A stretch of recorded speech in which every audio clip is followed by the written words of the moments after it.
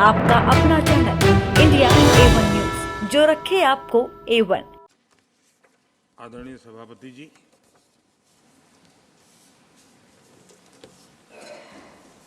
हर 2 वर्ष के बाद इस सदन में इस प्रकार का प्रसंग आता है, लेकिन ये सदन निरंतरता का प्रतीक है।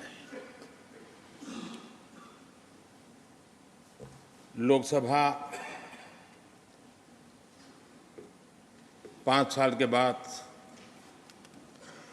नए रंग रूप के साथ सज जाती है।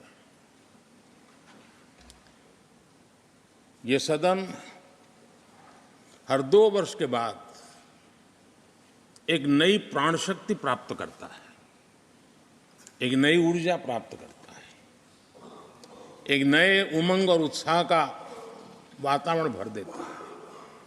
और इसलिए हर 2 साल में जो होने वाली विदाई है, वो विदाई एक प्रकार से विदाई नहीं होती है। वो ऐसी स्मृतियों को यहां छोड़ करके जाते हैं, जो स्मृतियां आने वाली जो नई बैच होती है, उनके लिए ये अनमोल विरासत होती है। जिस विरासत को वो यहां अपने कार्यकाल के दरमियान और अधिक मूल्यवान बनाने का प्रयास करते हैं। जो आदरणीय सांसदगण अपने, कुछ लोग जा रहे हैं, हो सकता है कुछ लोग आने के लिए जा रहे हो और कुछ लोग जाने के लिए जा रहे हो। मैं विशेष रूप से माननीय डॉक्टर मनमोहन सिंह जी का स्मरण करना चाहूंगा। 6 बार इस सदन में वो अपने मूल्यवान विचारों से और नेता के रूप में भी और प्रतिपक्ष में भी नेता के रूप में उनका बहुत बड़ा योगदान रहा है। वैचारिक मतभेद, कभी बहस में छिटाकशी, वो तो बहुत अल्पकालीन होता है, लेकिन इतने लंबे अरसे तक जिस प्रकार से उन्होंने इस सदन का मार्गदर्शन किया है, देश का मार्गदर्शन किया है, वो हमेशा हमेशा जब भी हमारे लोकतंत्र की चर्चा होगी, तो कुछ माननीय सदस्यों की जो चर्चा होगी, उसमें माननीय डॉक्टर मनमोहन सिंह की योगदान की चर्चा जरूर होगी।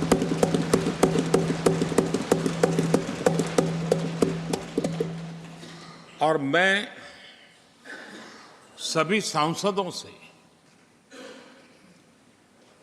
चाहे इस सदन में हो या उस सदन में हो, जो आज है वो शायद भविष्य में आने वाले हो, मैं उनसे जरूर कहूंगा कि ये जो माननीय सांसद होते हैं, किसी भी दल के क्यों न हो, लेकिन जिस प्रकार से उन्होंने अपने जीवन को कंडक्ट किया होता है, जिस प्रकार की प्रतिभा के दर्शन उन्होंने अपने कार्यकाल में कराए होते हैं, उसका हमने एक गाइडिंग लाइट के रूप में सीखने के लिए प्रयास करना चाहिए। मुझे याद है उस सदन के अंदर लास्ट कुछ दिनों में एक वोटिंग का अवसर था, विषय तो मैं छूट गया मेरा, लेकिन पता था कि विजय ट्रेजरी बैंक की होने वाली है। अंतर भी बहुत था, लेकिन doctor Manmohan Singh ji wheel chair में आए, वोट किया। एक सांसद अपने दायित्व के लिए कितना सजग है, उसका वो उदाहरण, वो प्रेरक उदाहरण था। इतना ही नहीं, मैं देख रहा था कभी कमेटी के चुनाव हुए, कमेटी मेंबर्स के, वो व्हीलचेयर में वोट देने आए।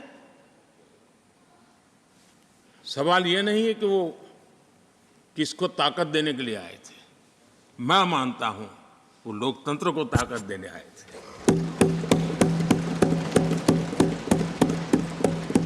और इसलिए आज विशेष रूप से मैं उनके दीर्घायु के लिए हम सब की तरफ से प्रार्थना करता हूं। वे निरंतर हमारा मार्गदर्शन करते रहें, हमें प्रेरणा देते रहे। आदरणीय सभापति जी, जो हमारे साथी नए दायित्व की ओर आगे बढ़ रहे हैं, इस सीमित विस्तार से एक बड़े विस्तार की तरफ जा रहे हैं, राज्यसभा से निकल करके जनसभा में जा रहे हैं, तो मैं मानता हूं उनका साथ, यहां का अनुभव, इतने बड़े मंच पर जा रहे हैं, तब देश के लिए एक बहुत बड़ी पूंजी बनकर के निकलेगा।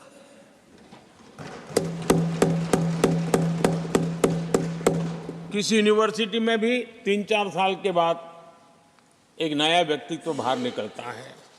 ये तो 6 साल की विविधताओं से भरी हुई है, अनुभव से घड़ी हुई एक ऐसी यूनिवर्सिटी है जहां 6 साल रहने के बाद कोई भी व्यक्ति ऐसा निखर करके निकलता है, ऐसा तेजस्वी बन करके जाता है, वो जहां भी रहता है, जिस भूमिका से रहता है, वो अवश्य हमारे कार्य को अधिक ताकतवर बनाएगा, राष्ट्र के काम को गति देने का सामर्थ्य देगा। ये जो माननीय सांसद जा रहे हैं, एक प्रकार से वो वैसे ग्रुप है जिनको दोनों सदन में रहने का, पुराने वाले संसद के भवन में भी और नए वाले संसद के भवन में भी उनको रहने का अवसर मिला। ये साथी जा रहे हैं, वो आज़ादी के 75 वर्ष अमृत काल का, उसके नेतृत्व का साक्षी बन करके जा रहे हैं। और ये साथी जो जा रहे हैं, हमारे संविधान के 75 साल, उसकी भी शोभा बढ़ाते हुए आज हम सबके के साथ जा रहे हैं, तो अनेक स्मृतियां लेकर के जा रहे हैं।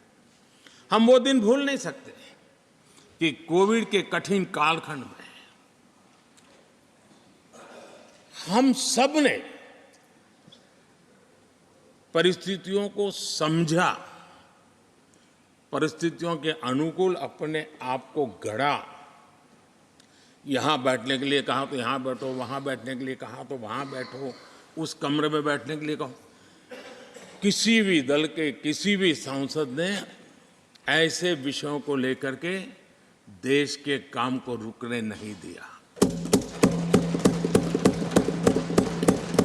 और कोरोना के वो कालखंड जीवन और मौत का खेल था, घर से बाहर निकले पता नहीं क्या होगा।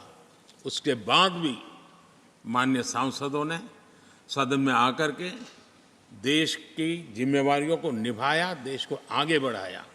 और इसलिए मैं समझता हूं कि उस कालखंड ने हमें बहुत कुछ सिखाया है। संकटों के बीच भी भारत की संसद में बैठे हुए व्यक्ति कितने बड़े दायित्व को निभाने के लिए कितना बड़ा रिस्क भी लेते हैं और कितनी कठिनाइयों के बीच में काम भी करते हैं, इसका अनुभव भी हमें हुआ। सदन में खट्टे मीठे अनुभव भी रहे। हमारा कुछ दुखद घटनाएं भी रही। कोविड के कारण हमारे कुछ साथी हमें छोड़ के चले गए, आज वो हमारे बीच नहीं है। वो भी सदन के इसी कालखंड के कुछ प्रतिभाएं थी जो हमारे बीच से चली गई।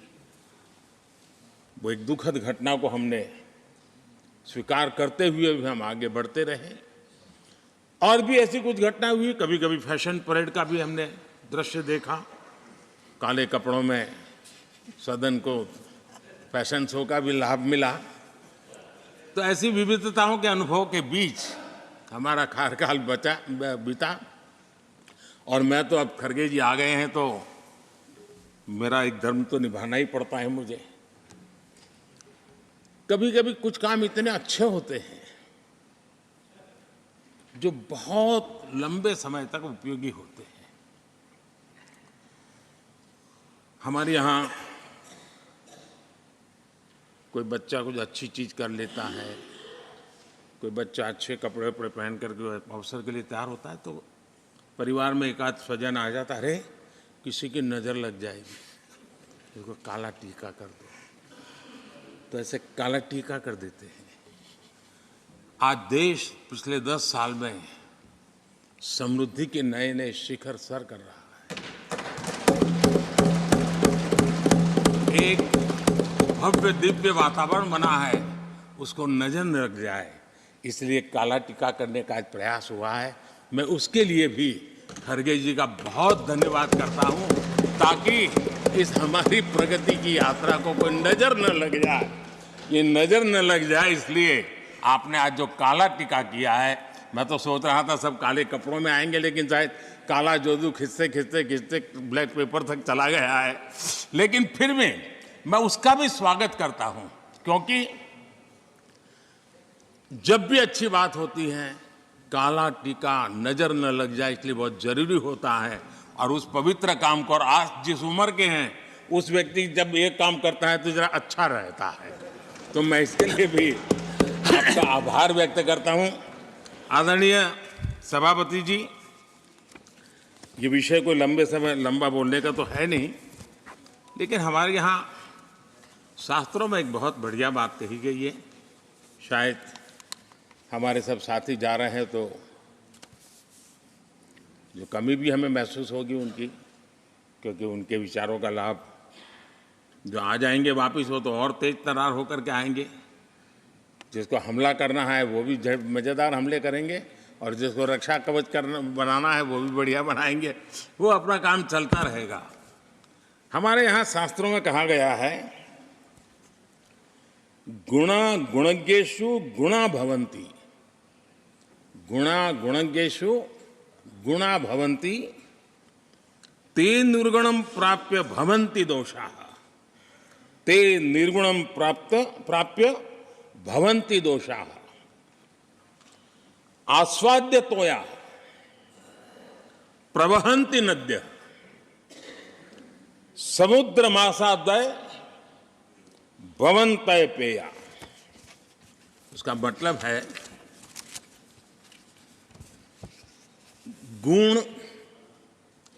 गुणी लोगों के बीच रहकर गुण होते हैं। जो गुणी लोगों के बीच रहने का मौका मिला तो उनके साथ रहने से हमारे भी गुणों में बढ़ोतरी होती है। निर्गुण को प्राप्त करके वो दोष युक्त हो जाते हैं। अगर गुणियों के बीच में बैठते हैं तो गुण तो बढ़ जाता है, लेकिन गुण ही नहीं है तो दोष बढ़ जाते हैं। और आगे कहा है, नदियों का जल तभी तक पीने योग्य होता है जब वो बहता रहता है। सदन में भी हर 2 साल के बाद नया प्रवाह आता है,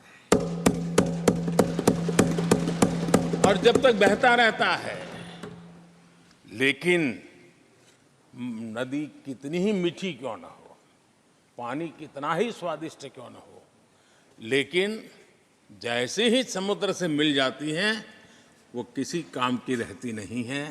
उसमें दोष आ जाते हैं, दोष युक्त हो जाते हैं, और इसलिए समुद्र को प्राप्त करने के बाद पीने योग्य नहीं रहता। मैं समझता हूँ ये संदेश हर एक के जीवन में प्रेरक रहेगा। इसी भावना के साथ जो साथी समाज जीवन के एक बहुत बड़े फलक पर जा रहे हैं, इस जीवंत यूनिवर्सिटी से अनुभव प्राप्त करके जा रहे हैं, उनका मार्गदर्शन, उनका कर्तृत्व राष्ट्र के काम आएगा, नई पीढ़ी को प्रेरणा देता रहेगा। मैं सभी साथियों को हृदय से अनेक अनेक शुभकामनाएं देता हूं। बहुत बहुत धन्यवाद।